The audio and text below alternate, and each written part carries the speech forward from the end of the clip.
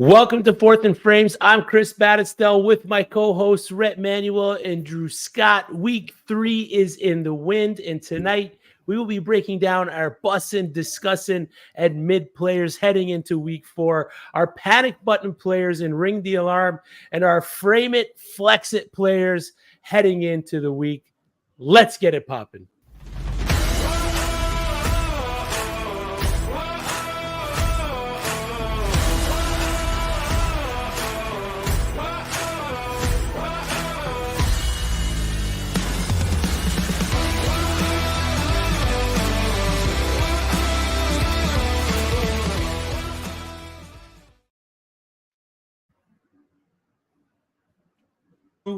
Week 3 is in the books. Did any of you, by any chance, have Raheem Mostert and Devon Achane rostered in the same league on the same starting lineup?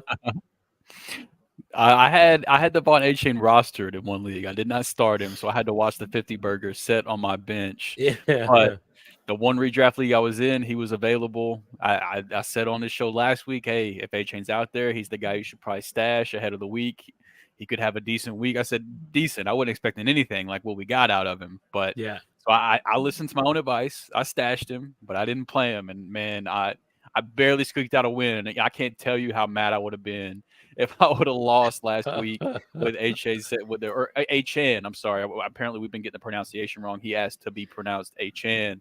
So I would have been sad if I'd have had that sitting on my bench. Sure. But no Mostert, one share of Achan. So I got him in the lineup this week. Dog, I am so mad right now because I had Achan sitting on the bench in the Scott Fish Bowl. Oh no! It's like 100 plus points right there. Like, just disgusted with myself. Still went 1-1, 3-3 overall in Skyfish right now. But I mean, what an opportunity to miss out on. Like, I'm pissed off, man. God. Yeah, I got a ton of Mostert, so I hopped on Sunday morning. I was tied up between Mostert or Miles Sanders. I went on the morning show there, the Fantasy and Frames morning show on Sunday, and they kind of went across the board for Raheem Mostert. So I was glad I plugged him in. I do have a couple leagues where I have Mostert and Devon Achane. Devon Achane was unfortunately on the bench in the Frankenstank league. I think he accumulated 107 fantasy points on his own, did Devon Achane. So it was pretty wild. You don't see that kind of output, especially from two running backs on the same team. Also having a wide receiver go off in Tyreek Hill, that's not something you see every Sunday. So it was pretty cool to see. It was I didn't get beat by any Devon Achane shares, so I was kind of happy with that. That always kind of leaves a little bit of a sour note when you play in so many leagues and that one player wins you a week but also burns you in another. There was a few injuries across the league in week 3. Mike Williams tore his ACL. He's done for the season. Gus Edwards did suffer a concussion, but it was reported today that he was a participant at practice, so he's looking to get lifted off any kind of concussion protocol. Jonathan Mingo still in the concussion protocol. Derek Carr did have the AC joint sprain, not looking good to play in week 4. David Montgomery was a limited participant in practice today. Same with Aaron Jones and Christian Watson. Jalen Waddle was back to full practice after missing week 3 to the concussion. Odell Beckham Jr. and Rashad Bateman, wide receivers for the Baltimore Ravens, both missed practice. Deshaun Watson, Jerome Ford were limited. Treylon Burks was limited. And Austin Eckler was a limited participant at practice today, but it was reported that he was seen bouncing around with his helmet in his hand. So hopefully that's a good sign to Austin Eckler drafters that he should be suiting up on Sunday, because I don't know about you guys, but I have missed Austin Eckler. Yeah. The football world is a lot more fun whenever Austin Eckler is a part of it. So I hope to see him back out there. Yes, sir. A lot of high value draft picks that people have spent their dear draft capital on early in their drafts have lost a ton of these fantasy football players. So there's been some devastating injuries, some horrible breaks, some big names going off the board across the map. Does it seem like there's some bigger injuries this year, at least 3 weeks into you guys, as opposed to other years? I'm going to say that maybe it just seems that way, but in all actuality, it seems like this happens every year. There's always a guy who goes down week 1, and like last year, Taylor got off I think it was Taylor that got injured pretty early, and he never really got back on the rails. And like he was a high expectation guy last year and was a 1-1 in a lot of leagues. So for me, I mean, it just, yeah, maybe it seems that way, but it could also be recency bias, the same way that 70 years ago, people are like, the world has never been worse. And it's pretty much, if you really look at it, pretty much exactly the same if you look at how crime works and everything like that. So, maybe it's just these dangled meddling kids. I don't know. But for me, it's probably the same. But I could be wrong. I don't know. It's absolutely the youth. Just blame the youth. Blame the youth. It's all their fault. These damn kids. Before we get into the Bussin, Disgussin, and mid segment of the show, we'll do a quick around the frame here. Favorite fantasy storyline through 3 weeks, Drew? Favorite fantasy storyline. I'm a little biased, and I'm going to be talking about one of these guys later. But for me, it's absolutely these two Rams receivers, Puka Nacua and Tutu Atwell. Just great collection of names, first of all, but then just how productive they've been. I liked Puka coming into draft season. I was not very sold on Tutu, but just seeing how productive those two guys have been, I can't wait to see what that offense looks like once Cup comes back. So as a Rams fan and as a fantasy manager that has a little bit of Puka, a little bit of Tutu here and there, that's, it's hard for me not to be happy and excited about that. You might want to get that checked out by a doctor. But Rhett, favorite fantasy storyline heading into week 4? Man, I'm going to say this. It might just be, and I hate to put on anybody's downfall, but the rise and just the 800-degree fall of Justin Fields over the first 3 weeks of the season has been fascinating to watch. I mean, this guy was 1,100 yards rushing last year, and everybody had these sky-high hopes for him this year. And so far, it hasn't happened. He had the quote last week where he said he just wanted to play some effort ball, and then he bust back with 10 fantasy points. It's like, God, it is hilarious. It's hilarious how bad it's going. And I have several shares of Justin Fields this year, so sure, I'm laughing through the pain right now, man. Yeah, and it's been painful. It's been painful. Very for me, so. it's the emergence of DeAndre Swift, running back for the Philadelphia Eagles. That has just been electricity. Seeing him produce the way he is, the way we all knew that he could be, but the Detroit Lions just fumbled that. Now they're fumbling Jahmyr Gibbs at least through the first 3 weeks. So for me, favorite fantasy storyline has to be DeAndre Swift. If you're watching, you're listening, hop on Twitter, drop in the comments your favorite fantasy football storyline for the first 3 weeks as we head into the final week of the fantasy football first quarter, week 4. We're going to give you our Bussin, Disgussin, and mid players heading into the week.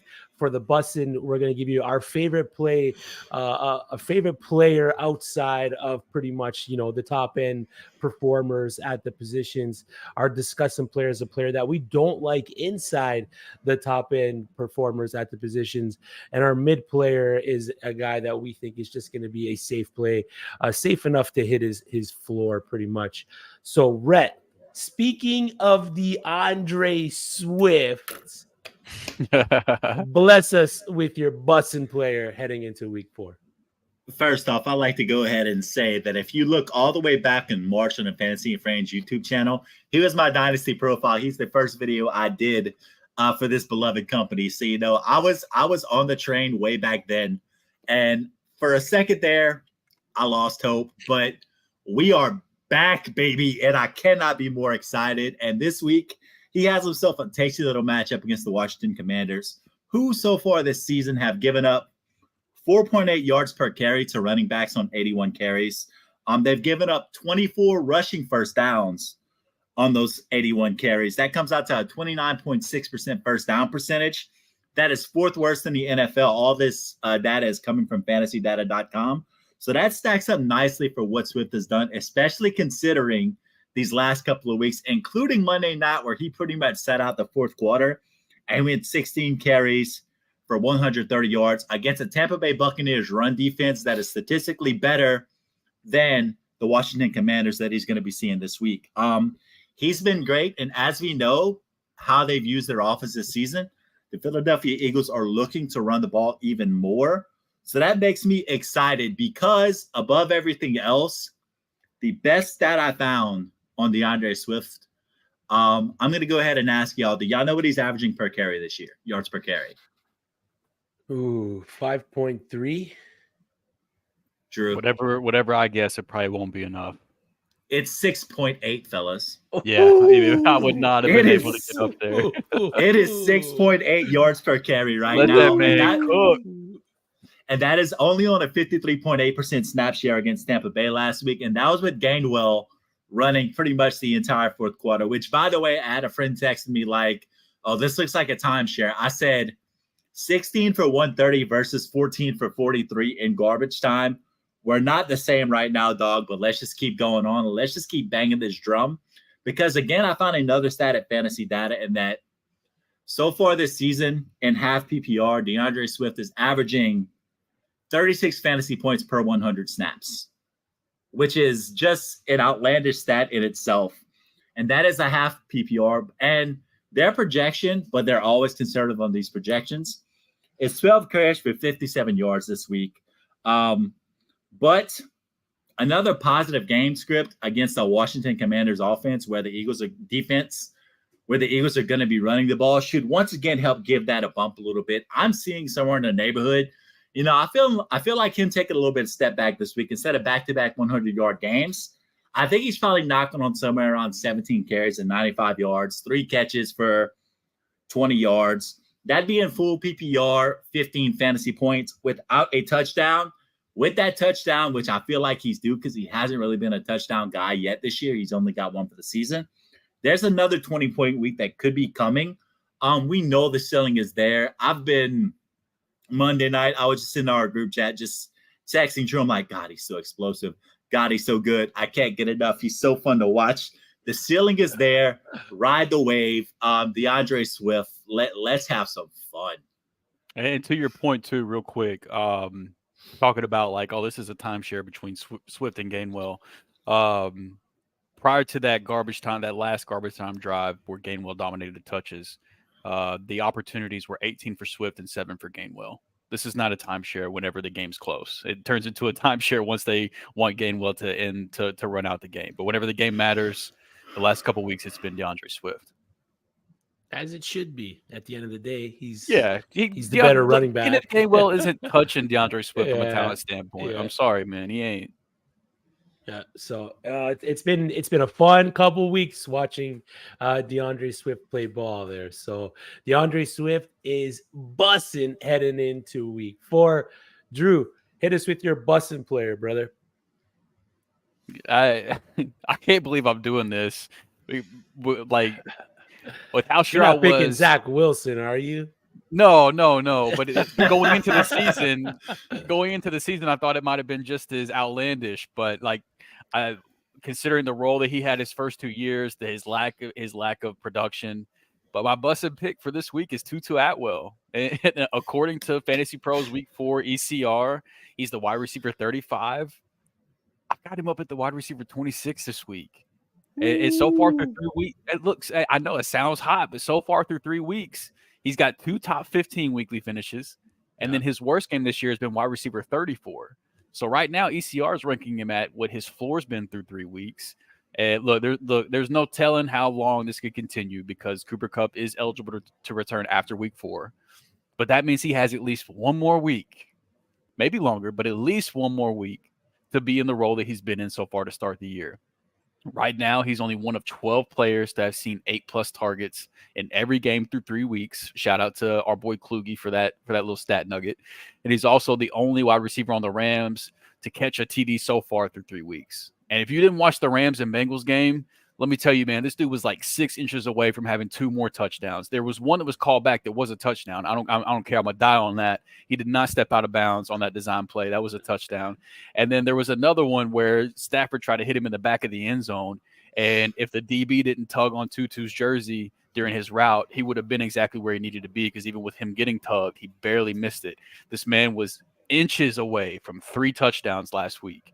But even despite that, was still a top 15 receiver. Now, so far, he leads the Rams in air yard share.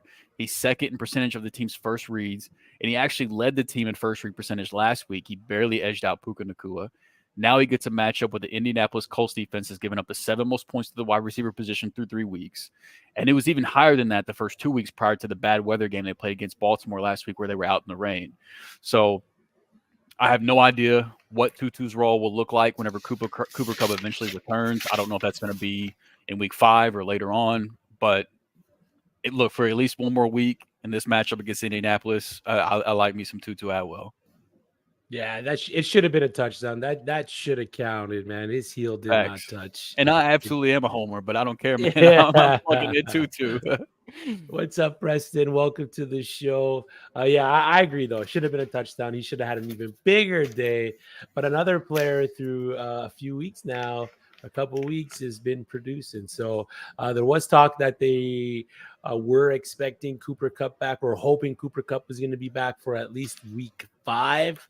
But again, time is going to tell on that one. We got no choice but to wait and see what the outlook's going to be. And even if he does come back week 5, what is his usage going to be that first week as they ease him back into the game?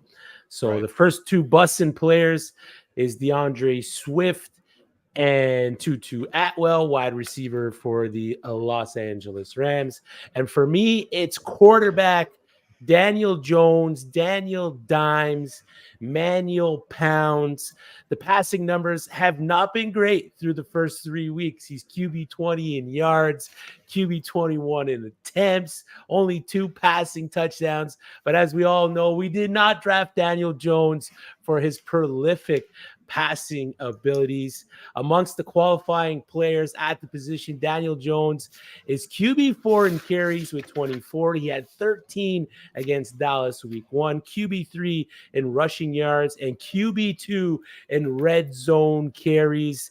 Now he gets to face the Seattle Seahawks, who are allowing QBs to pass on an average 339 passing yards, almost 2 touchdowns, and allowing 22.3 fantasy points against per game. This is the perfect setup for Daniel Jones if he can marry his rushing abilities against the porous pass defense of the Seattle Seahawks. There could be a great opportunity for Daniel Jones to finish as a QB1. He's the Seattle Seahawks have led up the 2nd most passing yards in the NFL, facing quarterbacks like Andy Dalton, who had a big week last week, Matt Stafford, and Bryce Young, all passing for over 300 yards. It is the 9th best matchup for quarterbacks on the year so far. And like I said, it's a get-right opportunity for Daniel Jones going against the Seahawks, that are a top 10 matchup for QBs and a top 3 matchup for wide receivers. And with Saquon Barkley most likely missing yet another week, I'm expecting big things for Daniel Jones in week 4. What do you guys think of Daniel Jones, Rhett? Listen, I've always been a guy who's kind of been banging the Daniel Jones drum. You guys know I was probably, to this point, let's just call a spade. I may have been wrong on the Darren Waller take based off of the first 3 weeks, guys, and it's fine. The season is still young. There is hope yet to come. Hope springs eternal in my little Cajun heart. But I will say this, that rushing upside with Daniel Jones is it's so hard to look past. Keep in mind, there was that one time, that 1 year where he had the fastest clock run in the NFL. So Daniel Jones is a noted speed demon, ladies and gentlemen, despite the fact that he may not look the role with that Duke education. I mean, my man can fly, and he's always a threat once he gets the ball in his hand. So rushing upside, you always have to lean on it with quarterbacks. It's such a game changer. Yeah. I've got him as quarterback 11 right now for the week. So Unless you're in a Right up 10-team there. league, he should be started across the Yep. board, all leagues. All right. Rest of season, Drew. Daniel Jones or Justin Fields? Oh man, that sucks because I had Justin Fields considerably higher than Daniel Jones coming into the year, but at this point, I think it has to be Danny Dimes, man, and that sucks.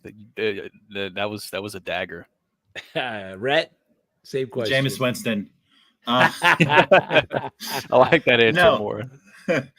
No, I guess you also have to say Daniel Jones, and man, you have to pinch your nose while you say it because I mean, I talked about the Justin Fields thing to start off the show. I mean, it's heartbreaking right now to see what he's going through, and like you root for the guy, you don't see anybody fall off. But I mean, if this keeps up, it's hard to see where he's going to be the starting quarterback for the Chicago Bears next season. As of right now, it's been hard to watch.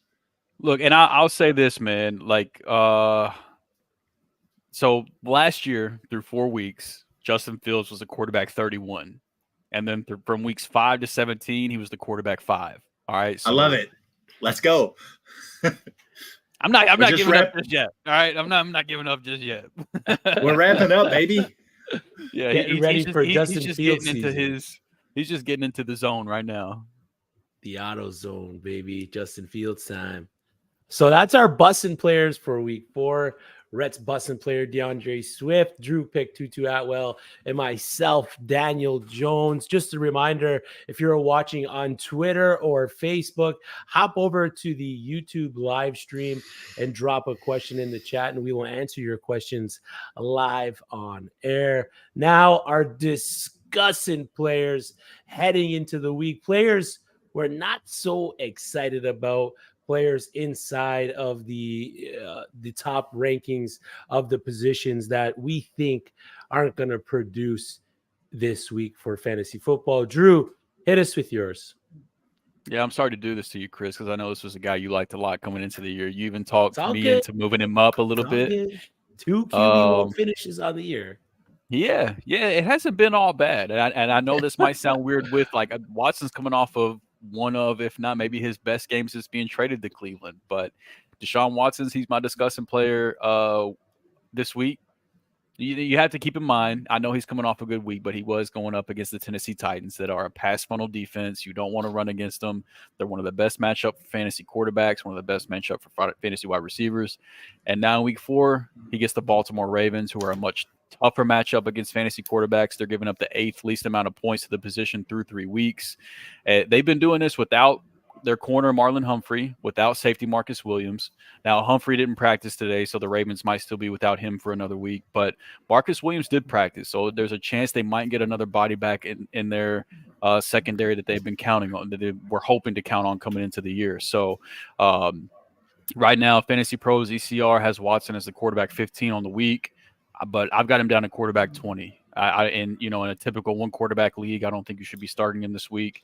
And not to mention how ugly divisional games can get with how strong Cleveland defense is as well. I could see this as just a really low scoring, ugly defense divisional game that we typically see. So, I am starting to feel a little bit better about Watson as a fantasy quarterback than I did coming into the season, but I'm not at the point where he's a set it and forget it starter every week for me.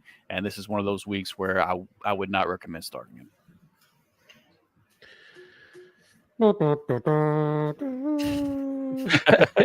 Just killing all my teams, man. What's wrong with you? Debbie Downer for me. I'm sorry, man. But no, it's all good. It's all good. He's not going to hit every week. So far through 3 weeks, he has been pretty good. I mean, like first week for Cincinnati, complete rain game and finished as a top 5 QB. The week after that, he was a little shaky. But then last week, another good, decent finish. And like you said, best game that he's had for the Browns since he's been there. So now he faces Baltimore, divisional matchup to boot. So there's a lot of things playing against him. So discussing for week 4, Deshaun Watson. Rhett, give it to us, man. Who's your stick your fingers down your throat and puke all over your lineup player? That was disgusting in itself. But I also want to appreciate you guys for just like setting me up and knocking him down with all these segues tonight, because my discussing guy this week is Joe Mixon against the Tennessee Titans. We've talked about this Tennessee Titans run defense, and they are the best run defense in the league so far this season by far, only giving up 2.6 yards per carry and 1 rushing touchdown. They've only given up 13 rushing first downs and a 16.5 first down percentage against the run. That is 3rd in the league. So all around, they've been the best run unit in the league so far. Joe Mixon, according to the Fantasy Pros ECR, is running back 13. I know that's a little bit outside of the top 12 spectrum, but we're going to run with it. Still, he's had less than 12 fantasy points in 2 of his 3 games this year, which tells me he has not been very efficient. And on top of that, Joey B is getting healthy. Jamar Chase had a 12 reception, 15 target, get right game last week. Big game. Big game. Yeah, he was big. He was everywhere in that Monday nighter and just looked fantastic. The projections that they have for Mixon this week is 15 carries for 56 yards, which is under 4 yards per carry, right on line with the fact that he's only averaged 4 yards per carry so far this season, which is one of those dangerous lines where you're kind of starting to wonder if the guy is really who they used to be. Like, Joe Mixon has been fantastic, a fantastic fantasy football running back for a long time now. We have to start to actively question whether that is still a thing. So we have a guy who hasn't been very efficient against the best run defense in football. And based off of what we know with Tennessee's run defense and the fact that Burrow is getting right and Chase finally busted out of that slump, I see this as a high-volume passing game for Cincinnati this week, which means for Joe Mixon, it might be a little bit below those projections, maybe around 13 carries, somewhere around 40 yards. Maybe he gets 3 to 5 receptions and saves you there. But even so, with Chase and Higgins and all these different guys, it's hard to see where those targets get funneled to Mixon. If that holds true without a touchdown, that is less than 10 fantasy points under those circumstances. He feels like a touchdown-dependent play right now. He did have one in the Monday nighter, but it was one of these things where it was a fantastic cut and there was nothing ahead of him. So it was like a 15-yarder where he was pretty much unchallenged, which, hey, great. But I mean, how often can you rely on those? It's tough to trust Joe Mixon right now based off of his current situation. And I'm feeling that the Cincinnati offense is about to fully take off and fully bloom. And if that happens, maybe we start to see some better Mixon weeks. But against Tennessee, this ain't the week for that to happen. Yeah, that Tennessee run defense has been pretty stout through the first 3 weeks. So, yeah, I mean, this discussing segment, these 3 players, the player that I'm going to mention is like 80% of my rostered players. So I'm not liking it. We might have to cut this and I'll put the bad juju out on my team here. So with the discussing players of Deshaun Watson and Joe Mixon, players I'm highly involved in, I'm not liking this segment one bit. And then I'm heading into my discussing player. Before we head into that, sports spotlight, should I start Aaron Jones? I have Kyren Williams in his place right now. The Green Bay Packers game is the Thursday game. If they get updates that Aaron Jones is going to play, guys, are we starting Aaron Jones over Kyren Williams? Sure, you take it. You start off, and I'll piggyback off you because you have a better feel of this than I do right now. So, I mean, for one, it's not even certain that Aaron Jones is going to play. But if we get word he's going to play, I think I would still start Kyren Williams over him. I've got Kyren Williams ahead of him right now. Kyren Williams got 100% of the running back snaps last week. And Aaron Jones, I think that once he does get healthy, he will be, I think he'll be the leader in snaps on the Packers, but he's not going to ever be 100%. A.J. Dillon is still going to factor in, and especially the first week coming off injury, he's going to factor in. So I think you take the volume and you play Kyren this week. Season long, I probably would rather have Aaron Jones just because I think he's the better player. But this week specifically, I would play Kyren. Yeah, and I'm going to agree with that this week where you play Kyren, and long-term you look at Aaron Jones because A.J. Dillon, whenever he's had these opportunities this year, he hasn't been super efficient just yet this season, so it's hard for me to see where not great, Bob. So whenever Aaron Jones does come back and he's fully healthy, you might see that snap share creep up a little bit even more in the Aaron Jones favor. So I mean, season long Aaron Jones right now, Kyron Williams. I'm on board with that. Yeah. So do I then put a follow up from Sports Spotlight? So do I then put Aaron Jones at flex if he is limited over Christian Kirk, Marquise Brown, or Romeo Dobbs? Rhett, do you have an immediate take on that one while I look at where I've got these guys? I mean, my immediate take is this: is I was looking up some red zone stuff earlier this week, and I noticed that 2 of the top 10 red zone guys that are in red zone targets in the league at wide receiver were number 1, Jaden Reed, tied with Tyreek Hill at 7 targets, and Romeo Doubs is in there with 5 red zone targets. So, he's an interesting guy. He's a big receiver. There could be a potential touchdown upside with Romeo Doubs, considering he does get some pretty decent red zone usage. But ranking those in terms of who I would play this week if Aaron Jones is limited, I would probably go Kirk's got Atlanta, and Marquise Brown's got the 49ers, if that's any. Yeah, so we have to bump down Marquise Brown because of matchup right there. I guess I would go Kirk, depending on the snap share and if he's healthy. Jones, Doubs, Brown, and I'm not super confident in that assessment, but that's what my gut tells me. Yeah, I think I would play Aaron Jones in the flex over all those guys, to be honest. So if we get word that he's playing, I think I fire him up in the flex if I'm you Sports Spotlight. Yep. There you go. Thanks for the question. To anybody that is watching, like the stream, subscribe to the channel, and ring that notification bell to get notified whenever the Fantasy and Frames team drops new content. Hello, Andrea. Thanks for joining the show. But let's get into the final Disgussin player of week 4. And for me, that's Terry McLaurin, wide receiver for the Washington Commanders. 1 touchdown on the year. No games where he's posted over 60 receiving yards. He's averaging about 5 targets per game. He's wide receiver 49 in total targets. I think he's sitting around the mark of 56. He's got a 16.2% target share. So he's not heavily involved in the passing game for the Washington Commanders, but he is the lead go-getter in that wide receiver room. Mainly it's been Sam Howell, his efficiency and productivity in that offense, and he has not been good, mainly due to that offensive line. This week, he draws the Philadelphia Eagles.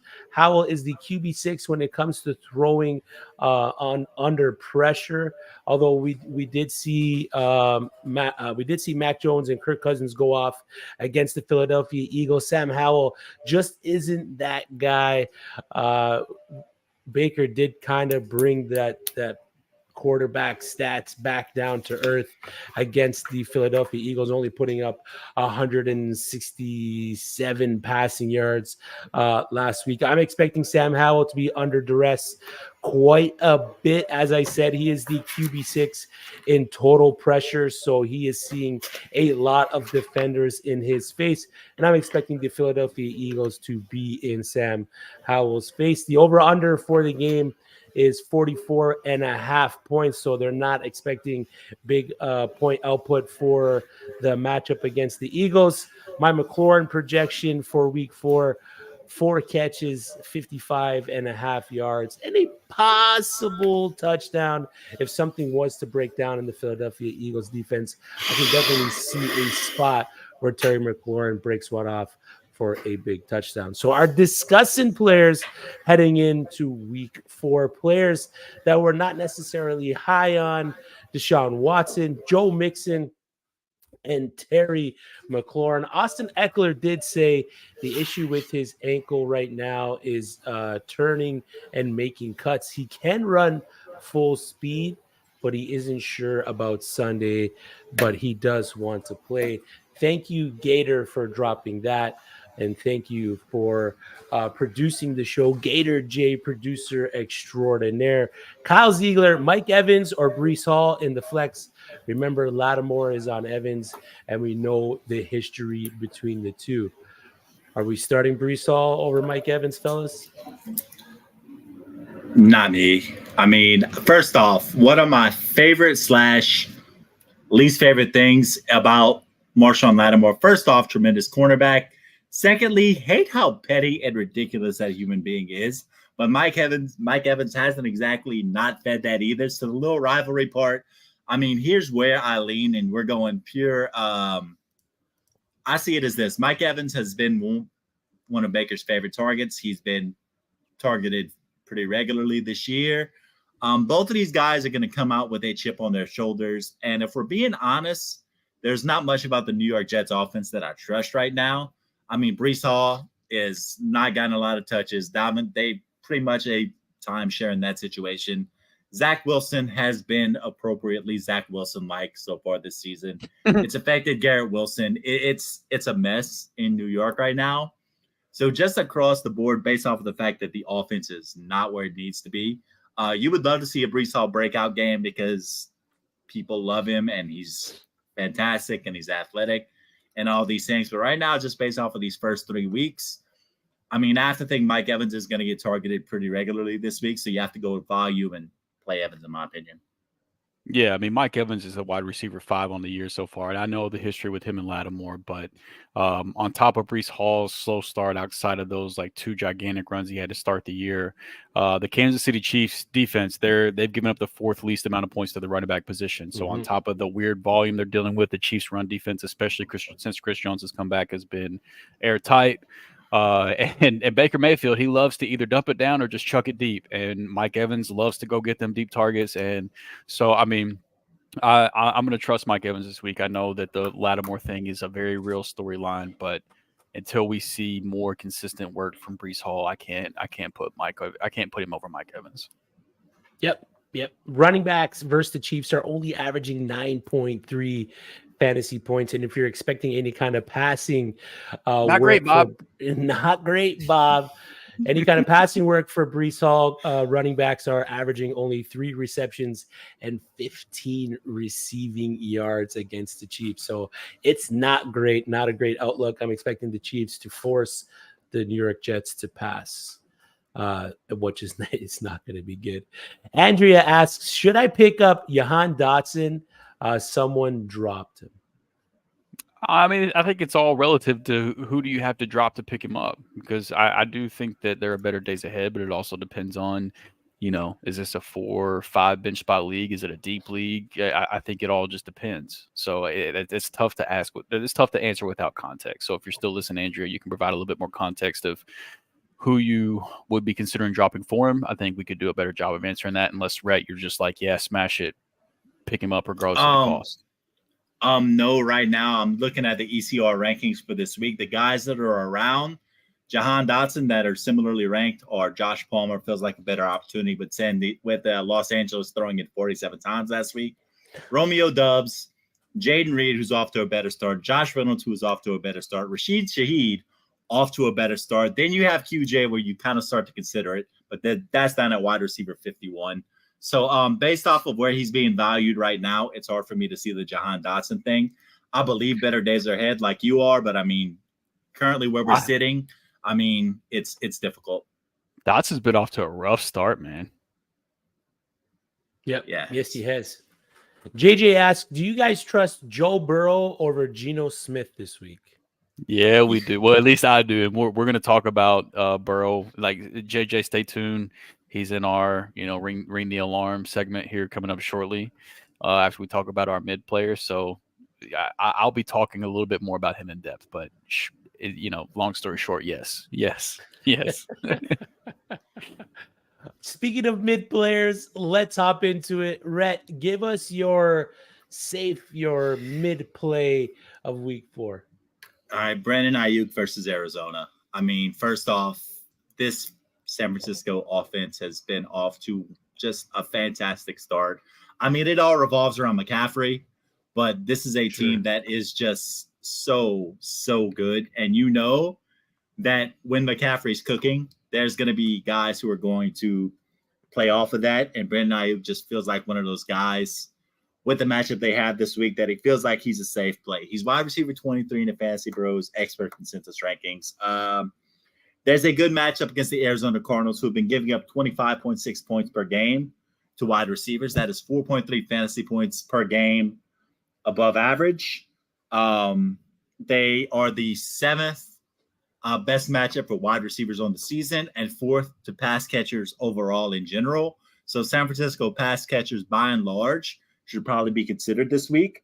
But for Brandon Ayuk this season, he's been averaging 12.3 yards per target for the season, which feels really good, especially against an Arizona Cardinals team that has averaged 167.7 yards per game to wide receivers. And Ayuk himself has averaged 86 this year.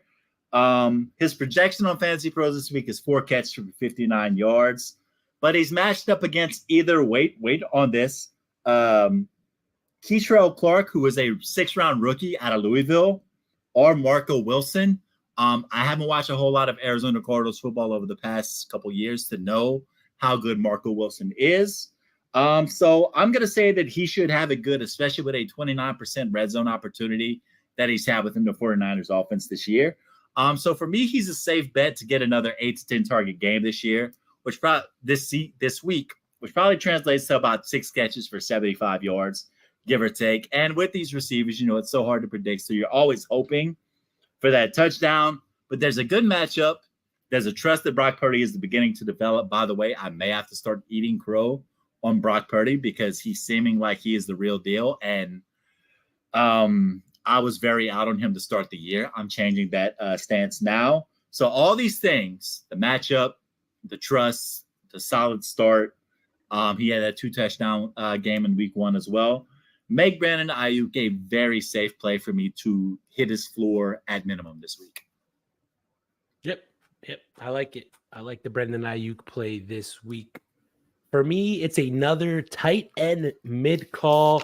This time it's Gerald Everett, tight end for the Los Angeles Chargers. The Mike Williams injury vacates 8.6 targets per game with 12 targets on the season. If he can get a quarter of those vacated targets, he can go from maybe a 4 to a 6 to 8 targets per game. Everett can be locked in as a back end tight end 1 on the rest of the season, sitting at a healthy 8.17 yards per target. He is set up to be that secondary to third option in that Los Angeles Chargers passing offense. Only 52 routes run on the year, so it's as mid as it gets. And Donald Parham, right, is the other tight end there for the Los Angeles Chargers. Parham, however yeah, I was close enough. Donald DP, we'll call him DP. Yeah, there you go.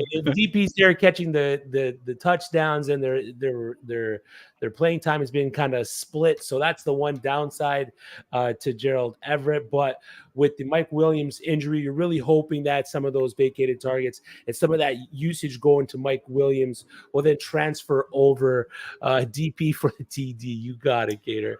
Will then transfer over to Gerald Everett. This week, he draws the Las Vegas Raider tight ends versus the Raiders are averaging back end tight end 1 numbers on a weekly basis. They're averaging at about 9 full PPR points, 6 receptions, 51 yards, and almost a full touchdown per game.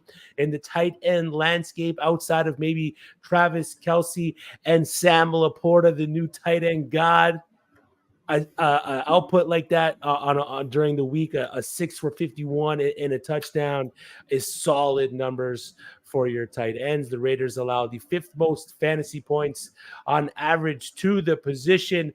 My projection for the week, 5 catches, 50 yards, and I'm going to give him 3/4 of a chance of getting a touchdown as long as DP doesn't secure the TD from G.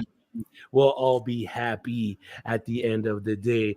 And that is the mid player for me. We got one more to run through, and this is probably one of my favorite picks of the week. Drew, hit us with it. Yeah, so my mid player this week is none other than Adam Thielen. He's been anything but mid so far this year, to my surprise, because coming into the year, I was ready to write him off. I thought he was dead, but he's the wide receiver 9 through 3 weeks. And now week 4 in the Fantasy Pros ECR, they have him as the wide receiver 30.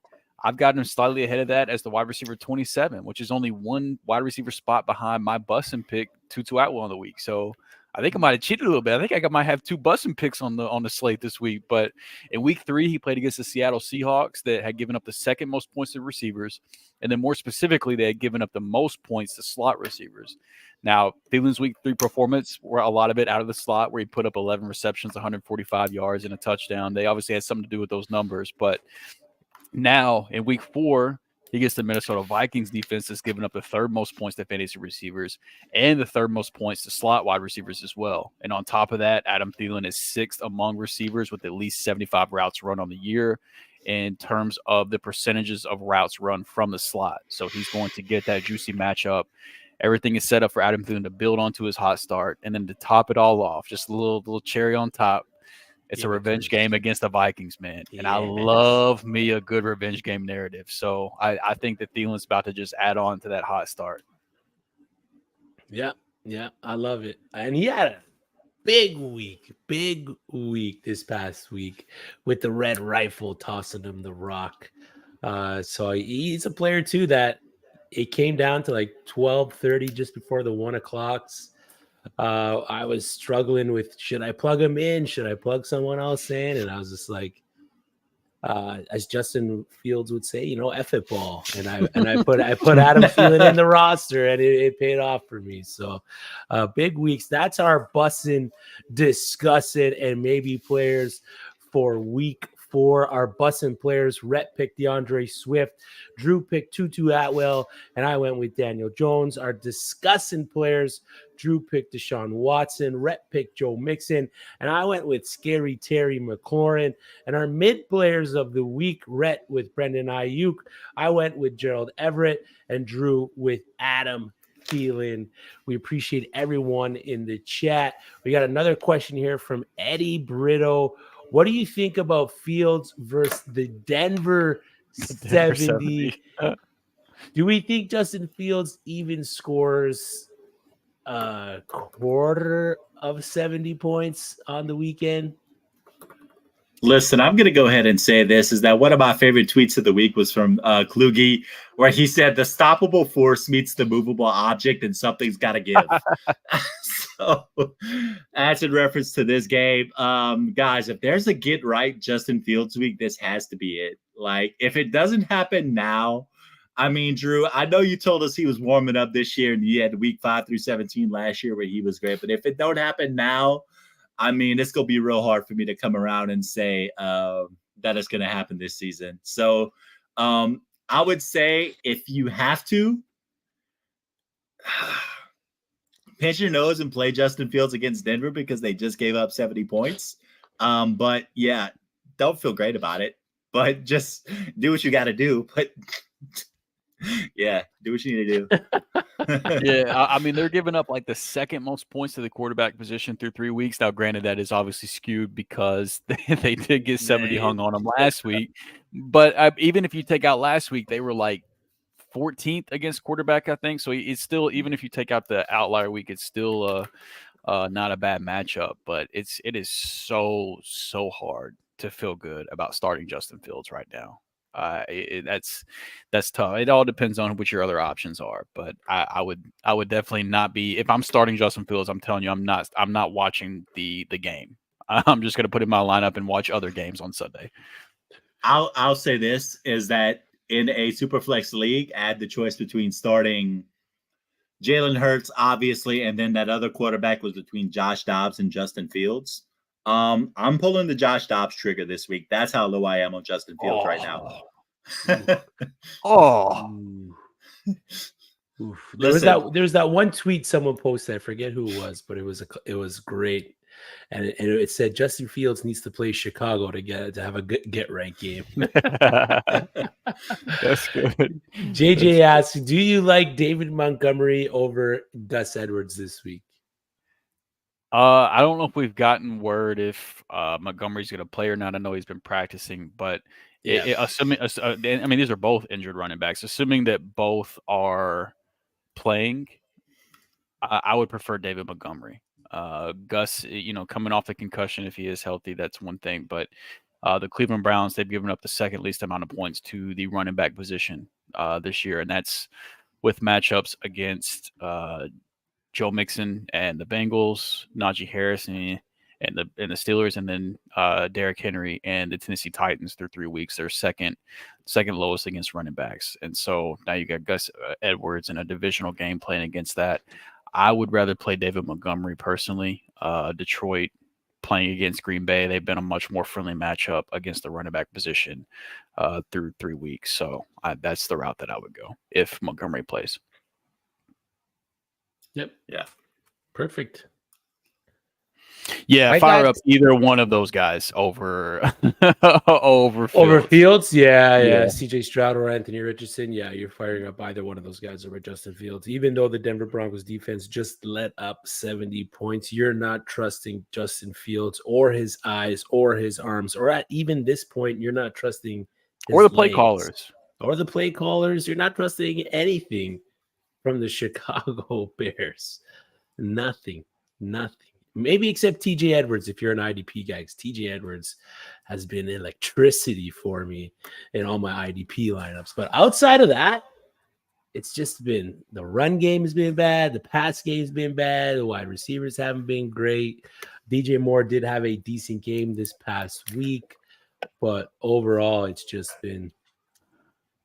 Khalil Herbert has once again been an efficient runner on a terrible team for 2 years in a row, and I am officially annoyed. We need to get a fantasy football efficiency scoring league set up so Khalil Herbert can be relevant. RB1, baby. All right, let's get into our ring the alarm players heading into week 4. I'm going to give the fellas here some players and some basic stats, and they're going to decide whether we are ringing the alarm on these players or we're canceling the alert and holding on to these guys for at the very least, one more week. Our first player, I'm going to give him to you, Drew. Season output, 563 yards, 2 touchdowns, 2 interceptions. He's QB 32 in points per game with 9.6, QB 30 in total points through 3 weeks with 28.7 fantasy points. We just saw Tua Tagovailoa put that up in 1 game. But are we ringing the alarm or are we canceling the alert on quarterback Joe Burrow? Yeah, so JJ, I hope you stunk around because we're canceling the alert on this one. And unfortunately, it has a lot to do with what I saw him do against the Rams on Monday Night Football on one leg this past week. The counting stats weren't there, but the Rams secondary has been surprisingly tough to start the year, and Joe Burrow still played pretty well, all things considered. I love how much the Bengals moved Jamar Chase all over the field last week. And even though T. Higgins has had his fair share of struggles, some drops here and there, as long as he doesn't re-injure his cap, I just see things continuing to get better for Joe Burrow as the year goes on. And he's historically been a slow starter. If you look back the first few weeks of the year, pretty much every year for him, he's been a slow starter. So now fast forward to week 4 of this year, Joe Burrow against the Tennessee Titans, who I've already talked about earlier tonight, as a pass funnel defense that is a great matchup for both quarterbacks and receivers. Red already talked about how tough of a matchup Tennessee is for running backs with Joe Mixon. The Titans have given up 10th most points to the quarterback position so far this year.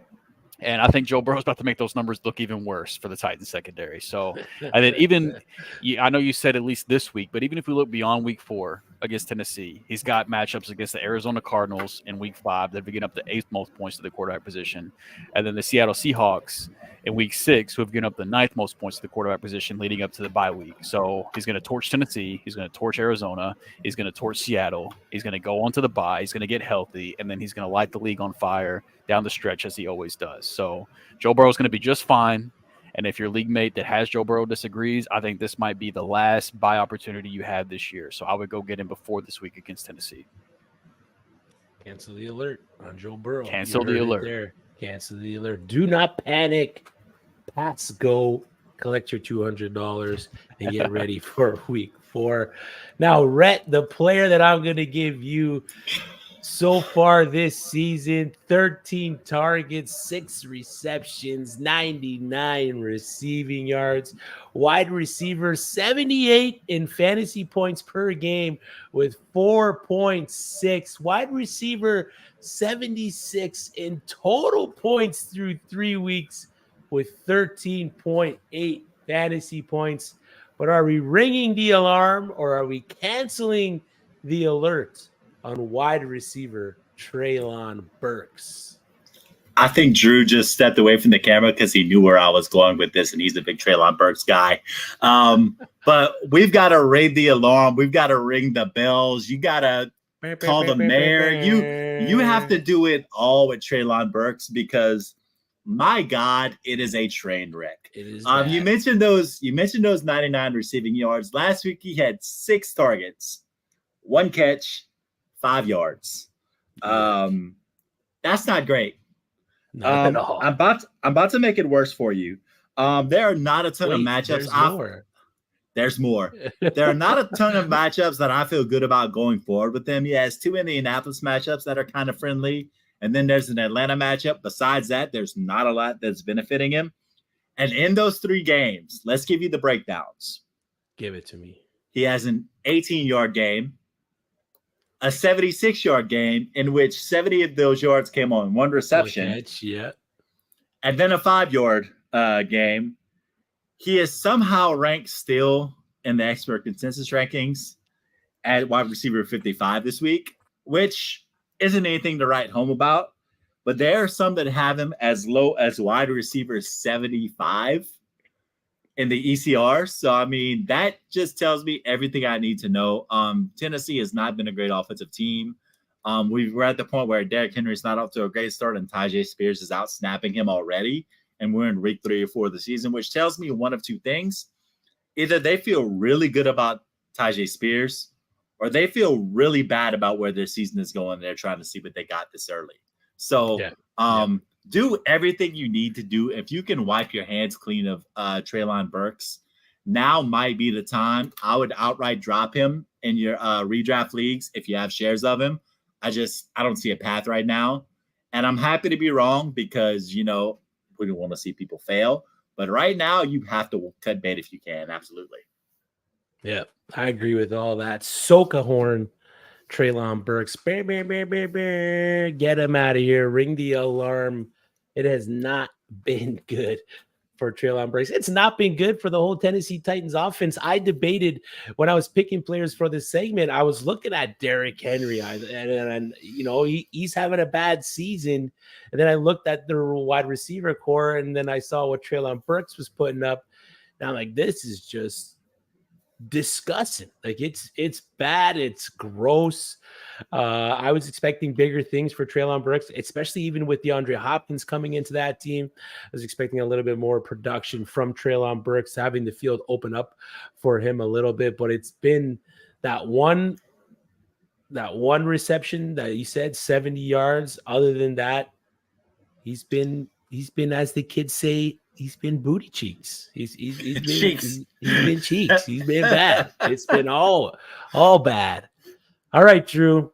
Last player so far on this season, 647 passing yards, 3 touchdowns, 1 interception, QB 26 in points per game with 13.8, QB 25 in total points and 41.3 total fantasy points. A lot of people were expecting big things, especially this past week versus Arizona.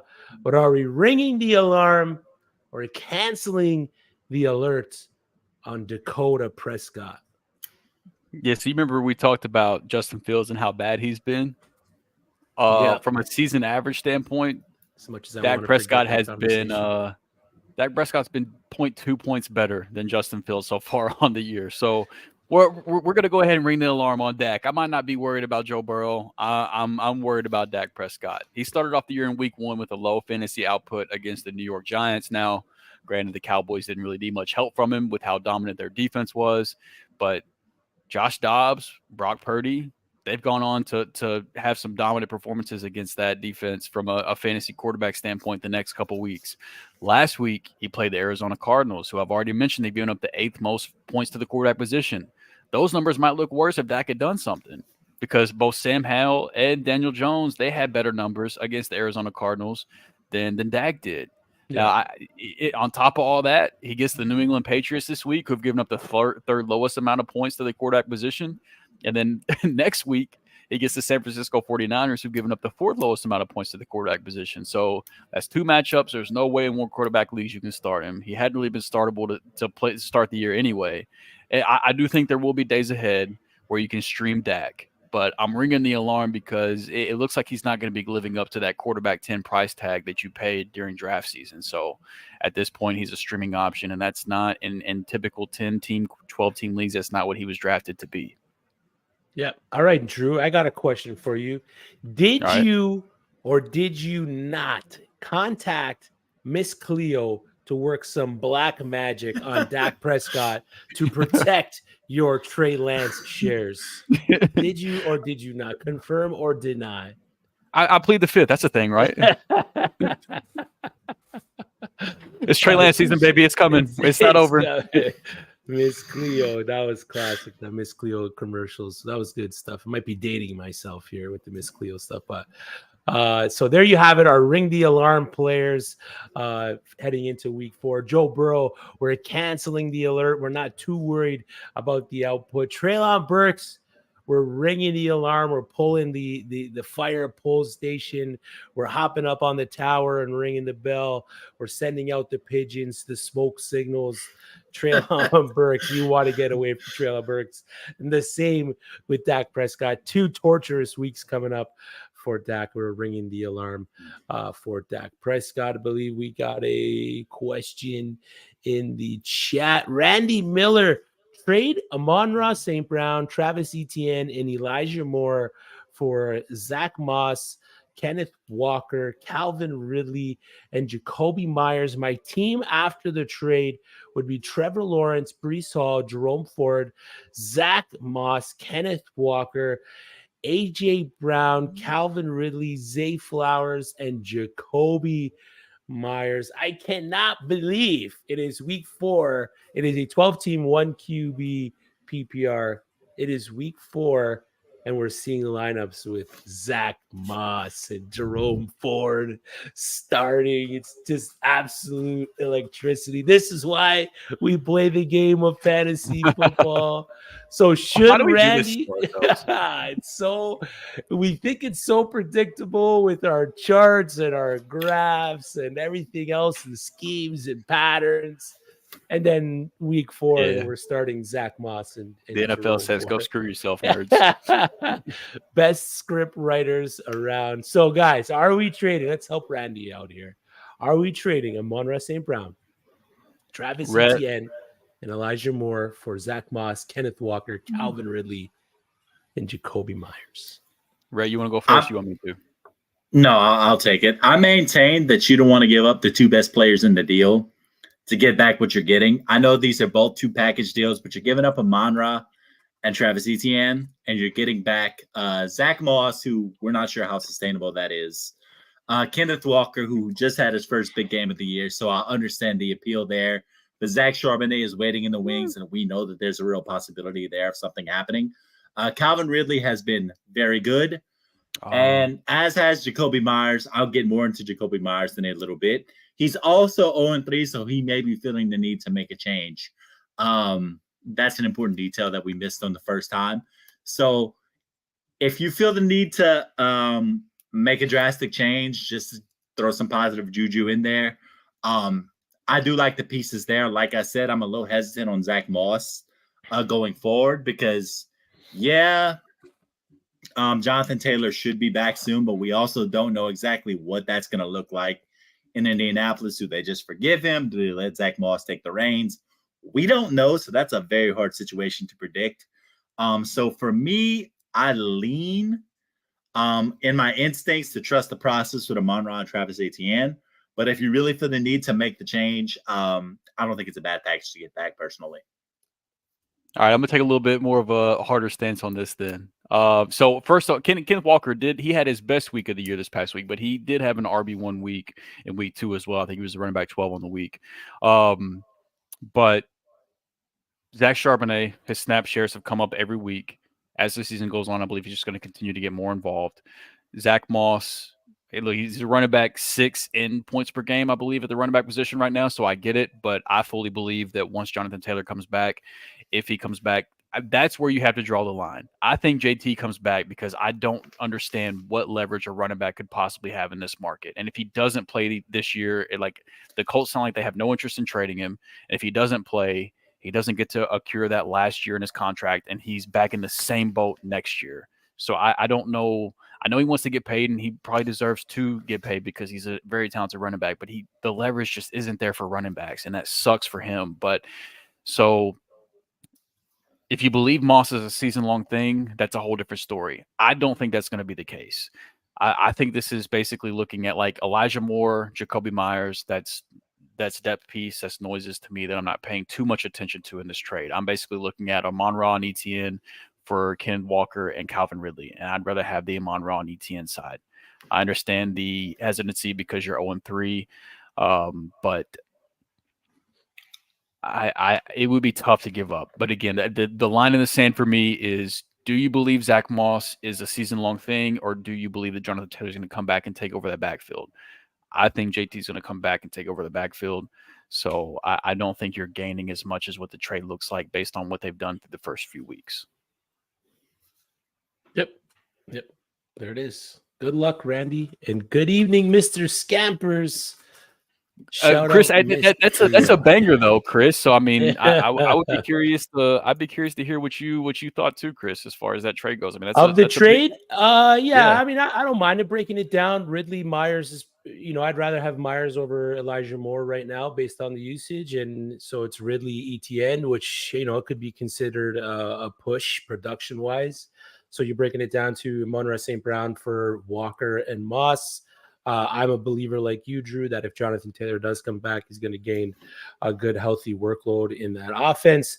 So I'd rather have the Amon-Ra St. Brown and Etienne side over.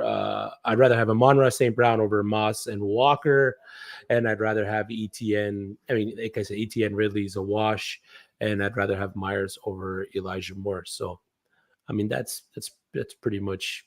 It's pretty much it for me breaking it down. I can bring the electricity down. Half point PPR. Dylan tomorrow, or wait for P. Ryan at Chicago, Gus at Cleveland, or Latavius Murray. Oh, Scampers, you're struggling right now, aren't you, bud? Yeah, this is not as fun. He was right. No, I'm a little dour right now. I mean, I guess the best player is AJ Dillon if Aaron Jones doesn't play. That's probably the easy play. If Aaron Jones doesn't play, then I think you do go with AJ Dillon, despite the fact that he hasn't been great. You have to go with the volume in that situation. All these other guys are Latavius Murray being a goal line guy. He lost Chubb and others, so don't judge. Not judging, just seeing what I see right here. I'm sorry, man. P. Ryan, Javonte Williams has been pretty solid. Denver has not been very solid. Gus against Cleveland, we'll see. So, I mean, I would say if Jones is out, you have to go with Dillon in that situation. Yeah, I think I'm playing Dillon regardless. I appreciate the extra context because Deep Dynasty League lost Chubb and others. Like, this is the gross situations we find ourselves in these deep leagues, unfortunately. But I think regardless of Aaron Jones' situation, I'm going to play AJ Dillon. Javonte Williams has just started to take more and more of the touches from Samaje Perine, and I would expect that to continue. We already talked about Gus having a tough matchup against Cleveland. Latavius Murray, you're just praying that he plumps his way into the end zone because James Cook has been dominating the majority of the touches, but Latavius has been getting some valuable goal line work. It should be a high-scoring game there, so that's gross. That is very gross, but I would go AJ Dillon on that, but I feel Mr. Scamper's pains too because I'm in the same type of disgusting situation in a couple deep leagues, and it doesn't feel good. Yeah, that QB room is like they're all the same guy. It's the Spider-Man meme where they're just pointing at each other.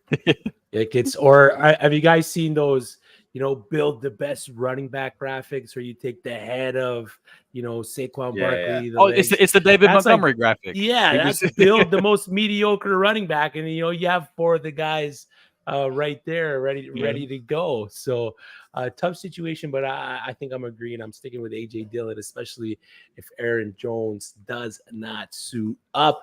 To anyone watching on Twitter or Facebook and want to get a question in, we cannot see your questions on those platforms. So head over to YouTube, drop a question in the chat, and we will answer them live on air. Make sure you follow at Fantasy Frames across all social media platforms. And again, ask your questions there as well. Follow Rhett at R Manual Sports, Drew at Drew 3MR, and myself at FF Chris B, and we will answer all your questions, fantasy football related. And I know Drew does some kind of hotline stuff outside of fantasy football, so he'll answer all your relationship advice and anything else you got going on. Ball glove blueprint pick 2 PPR. Alexander Medicine, Devon Achane, Ramondre Stevenson, or Brian Robinson Jr. Pick 2, Rhett. Brian Robinson Jr., great start to the season. Ramondre gives you a lot of pass volume. Achane's coming off that week. I don't care that Alexander Madison had a good game last week. I still don't trust him, especially with the fact that – okay, it looked good with 20 for 93, but I mean, it's going to be what it's going to be. So, I'm going to say Brian Robinson and Achane. It's hard to ignore a week like last week. You have to go ahead and plug Achane this week just to see what happens. So I'm going Ramondre Stevenson and Achane. Brian Robinson, his snaps got cut terribly against Buffalo once they were clearly behind. They gave Antonio Gibson didn't do nothing with it, but they did give him the work once they fell behind. Brian Robinson's snaps were terrible. They're playing against the Philadelphia Eagles. I fully expect, sorry, Jorge, I think that Washington will once again fall behind comfortably, and I think that Gibson will get back into that role. So, and then Alexander Madison, it came out, they're expecting Cam Akers to be active this week. And Alexander Madison had about 4 fumbles that should have been fumbles that weren't fumbles the past week. Yeah, I know his counting numbers look good, but as our host so elegantly said, Alexander Madison is just somebody that I'm staying away from personally. So Devon Achane, high scoring matchup against Buffalo after the week he came off of, I'm firing him up. And then Ramondre Stevenson, the numbers are down surprisingly. He hasn't looked great, but I'm going to continue to fire him up as well. So for me, it's Stevenson and it's Achane out of that group, or Achane. I'm sorry, Achane. Don't A-Train. Andrea asks, need one Gus Edwards, Ezekiel Elliott, Cam Akers, Kendre Miller, half PPR. Drew, you got one? She just one? Just one. This might be more gross than the Scampers. I told you I love me a good revenge game narrative, and Zeke surprisingly enough, he's looked like his numbers don't look bad. He's playing against Dallas. I wouldn't be surprised if he falls into the end zone. Gus Edwards, I already talked about his tough matchup against the Browns and then him having the concussion. Kendre Miller, he's got Alvin Kamara coming back this week. And then Cam Akers, this is going to be his first week active for the Minnesota Vikings. So while I think he gets some snaps, it would be tough to throw him in my lineup his first week with a new team in the middle of the year. So I think that group, I never thought I'd be answering Zeke to a start question, but I think I'm starting Zeke out of that group of 4 guys. I love it. Thank you for the question, Andrea. Good luck this coming weekend. We've did our Bussin, Disgussin, and mid. We did our ring the alarm players for week 4. Now we're gonna dive into our favorite flex plays in Frame It. Players that we think are going to ball out outside the consensus, top 20 wide receivers, top 15 running backs, top 8 tight ends, and top 12 QBs. Rhett, we talked about him a little bit in the show, but give us your favorite flex play heading into week 4, big guy. Look, I know the matchup isn't ideal, but I'm firing up Jacoby Myers against the Los Angeles Chargers because he's had 22 targets in the 2 games that he's played, and that's equaled out to 16 catches for 166 yards and 2 touchdowns. He has a wide receiver 3 week in his belt in week 1. And last week, he had a wide receiver 34 weeks. He was a wide receiver 3 last week overall. So, he's had 2 very solid weeks to start the season. And that offense seems to be centered around Davante Adams and Jacoby Myers in that passing offense, which is great news for Jacoby Myers, especially considering that they're playing a Chargers offense that seems to be coming around. And it looks like they're probably going to be playing from behind, as my boy Forrest Gump would say, again this week. So Davante Adams makes his life easier with all the attention he gets coming off of a 20-target game. And projections do show that, because a lot of times these projections tend to go around, 4 for 49, things like that.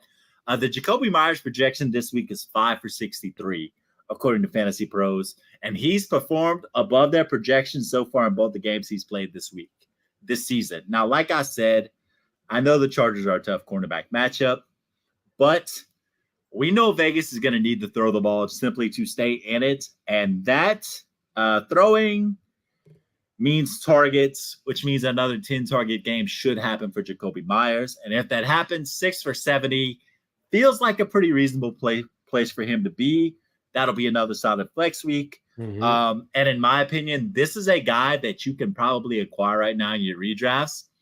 That seems like he's going to be a solid year-round guy for you, and probably wouldn't take a whole bunch to get right now, because let's be honest, not many people are excited about Jacoby Myers. But I personally, being a complete nerd for this fantasy football stuff, I liked him coming into the season. Nothing that has happened is pulling me off of that. I like Jacoby Myers speaking that flex spot. Mm-hmm. So shout out to our boy Jonathan across the pond with Fantasy and Frames too. He did a Dynasty Target profile on Jacoby Myers this offseason like 6 months ago. So Jonathan, I know you probably sleeping or maybe getting up for breakfast. I don't know, but shout out to him too for putting that profile out. Yeah. Jacoby Myers has been pretty good, and when he's been able to play, did miss the 1 game to the concussion, but he's on pace to put up some great numbers for the Las Vegas Raiders. My favorite, I guess you could call him a flex play, but one of my favorite plays heading in to week 4 is none other than Coleridge Bernard Stroud, CJ Stroud, QB of the Houston Texans, playing his top 10 dynasty QB asset if he hasn't already. QB 14 on the year in fantasy points per game at the position, so he's right outside of being a weekly QB1, 2 back-end QB1 finishes over the past 2 weeks. Top 5 in passing yards, mixed in with names like Justin Herbert, Tua Tagovailoa, and some other big names in that top 5. The attempts have been there. The accuracy is there. No forced turnovers, back-to-back multi-touchdown games. He's spreading the ball around. 13 different players have a reception, including CJ Stroud, Nico Collins, Tank Dell, and Robert Woods all have around 24 targets on the year, or receptions on the year. Woods sitting with 2 above the other 2 guys. So that's a good sign of CJ Stroud just being able to read the field, not locking into one guy. He's going through his progressions, something that this cognitive test at the beginning of the year during the draft process told us that he wasn't going to be able to do. So what did he say? I don't take tests. I just play ball. Yeah, exactly. And it's shown quote. that. Yeah, and it's shown that. So through 3 weeks, I think he's the betting favorite to finish as the offensive rookie of the year. I know amongst As he us should. three, when I went back to listen and watch our earlier episodes, we all had CJ Stroud as our rookie QB1 heading in before the draft process. So big things for us and our love for CJ Stroud at the beginning of the year. Now he draws the Pittsburgh Steelers this week, who are letting up an average of 260 passing yards and 18 fantasy points against for the quarterback. Stashing Stroud until after his bye week could end up setting you up for long-term success if you need a QB the rest of the way, because after his bye week, his schedule is pretty favorable. I believe he has the Tennessee Titans 2 of the playoff weeks. So I believe the not semis but finals, and then the week, but the first week of playoffs. I believe he has Tennessee twice. I remember seeing that. I believe it was Tennessee twice that he has there. So great matchups for CJ Stroud. He's a set and forget it guy for me the rest of the year. With a patchy offensive line as well. They've lost the a offensive ton of line ain't been guys. healthy. Yeah, they've lost a ton of guys in the trenches. The running game hasn't been that great. It's been all CJ Stroud, finding Tank Dell, finding Nico Collins, friend of the program, Nico Collins, finding Robert Woods, finding the rest of the team, the rest of the players on his team. CJ Stroud has been working his way to be a bona fide stud, and he's my frame it player heading into week 4. Drew, this is it, man. Mop up duty. You're playing closer, reliever. Let us have it, man. Who's your frame it player for week 4? First of all, I just want to say I love the CJ Stroud call, and Yeah. I will say I did end up having Anthony Richardson ahead of him from a dynasty standpoint in terms of like QB1 for dynasty, but real life QB CJ Stroud was always QB1, and dynasty wise, I'm starting to question my choices, but that man is cooking, and I love every bit of it. And we are very much, as we are Nico Collins fans on this show, we are very much so CJ Stroud fans on this show as well. So you love to see it. For me, my frame it guy, it's tied in Luke Musgrave with the Green Bay Packers. And if you were listening to the Fantasy and Frames waiver show this past week, that shout out our producer Gator J. If you missed a show, even if you listened to the short that got put out, you already know that Luke Musgrave was a must pick up. I picked him up in the redraft league on waivers this week, and if you did pick him up, or if you already roster him, I think it's time to throw him in your lineup right now. He plays tomorrow night. He plays on Thursday Night Football. Get him in your lineup. Just 3 weeks into his rookie season, playing at a position, tight end, typically it takes much longer to make an impact. He's already 13th amongst tight ends in target share. He's 3rd amongst tight ends in average depth of target. He's the tight end 13 on the season. And that number would be even higher if he wasn't 32nd amongst tight end with at least 50 routes run and catchable target percentage. What are we doing, Jordan Love? And if he had found the end zone, he doesn't have a single touchdown yet. If Jordan Love can find a way to improve, and if he can find the end zone from time to time, he's going to end up much higher than the tight end 13 ranking he holds right now on the season. Now, looking at this week, we're talking about week 4. He gets the Detroit Lions on Thursday Night Football.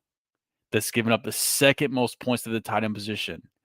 And that's on the season, and that's even that's with the matchup against the Seattle Seahawks. They don't use their tight ends that much, not near as much as what the Packers do, not near as much as what they've been using Luke Musgrave. So they've given up that many points to the tight end position with players that necessarily don't do what Luke Musgrave has done through 3 weeks. I've got him as the tight end 8 on the week, which is much higher than I ever thought that I would be ranking him this early into his rookie year. Now, Jordan Love, just please, whenever this man inevitably gets open, he's going to get open.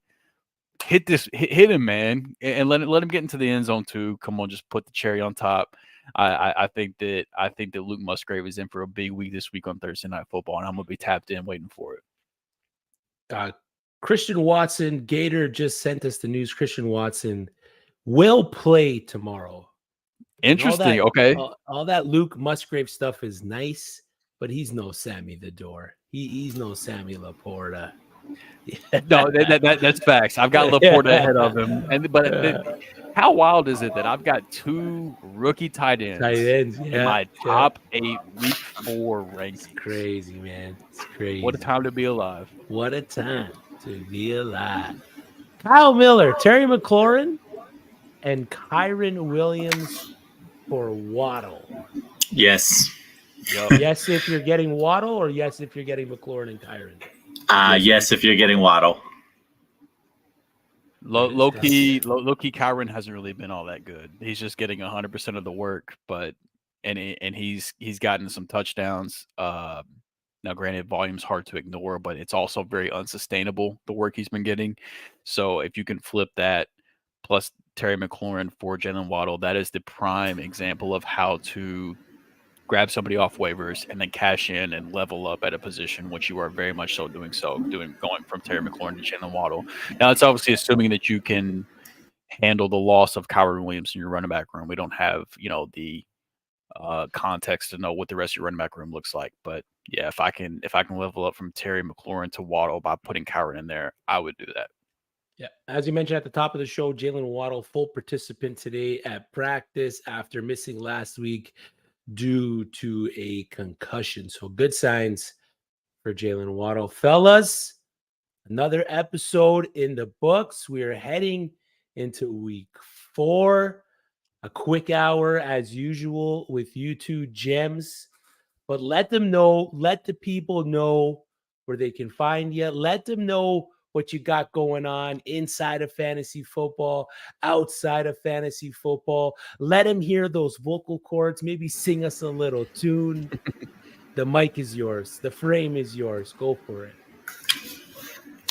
All right, I can be found at Armando Sports on the artist formerly known as Twitter, currently X, but Twitter in all of our hearts. I'm also living my daily life doing some sports journalism stuff in a small town called Ville Platte, Louisiana. A lot of high school football in my life. It's big down here, of course. And on a daily basis, you can't really find me there, but I am trying to change lives at a local high school around here, just trying to do the best I can with kids and making a difference. So, that's what I'm about, man. Just trying to be positive every day and do the best I can. But publicly, newspaper stuff and, finding me on Twitter, shooting out an occasional tweet. So it's all love. Yeah, so you can find me on Twitter at Drew3MR. I don't tweet probably as much as I should, but I'm going to try to get better about that. But nonetheless, more importantly, to follow me at Drew3MR, make sure you go follow the Twitter account at Fantasy and Frames. Make sure you go follow our boy up there. I hope he gives himself the victory lap he deserves, but go follow Chris at FF Chris B. I'll let him do that in a minute, but go follow Fantasy and Frames Twitter account. Go check out, we've got Dynasty 365 coming later this week. We've got Shoot the Gap for you IDP guys coming later this week. We've got every Sunday morning, they've got the pregame show where they give out incredible start-sit advice and weekly advice as well. So much more important than following me. Go follow that. But yeah, I'm at Drew3MR talking all the nonsense as well if you wanna chop it up with me. Yes, sir. You also follow Drew at Drew3MR to follow along with our water bet of Cam Akers versus Miles Sanders. I'm updating him that on a weekly basis. Cam Akers is active this week. Be careful. Make sure you follow our producer extraordinaire, Gator J at Fantasy J77. Follow everyone across the Fantasy in Frames network. Follow Fantasy in Frames at Fantasy in Frames. Like the stream, subscribe to the channel, and hit that notification bell to get notified whenever the team drops new content. Head over to www.fantasyandframes.com to find weekly rankings, offensive IDP rankings. Nate, Jorge, and Hollywood have been absolutely smashing the IDP content. The pregame show, like Drew mentioned, every Sunday from 9 to 12, a rotating cast of characters on the pregame show there to help you out when you're in a jam Sunday mornings. Don't forget there is a early morning game this weekend, a London game this weekend. So make sure you're paying attention. You're setting your lineups on Saturday for that game so you don't get got and get caught having players that aren't dressed in your lineup. So make sure you are following at Fantasy and Frames to get that information out to you before the Sunday game starts. I'm Chris Battistell. That's Rhett Manuel. That's Drew Scott. We are Fourth and Frames. Live, laugh, Levis, Toodles.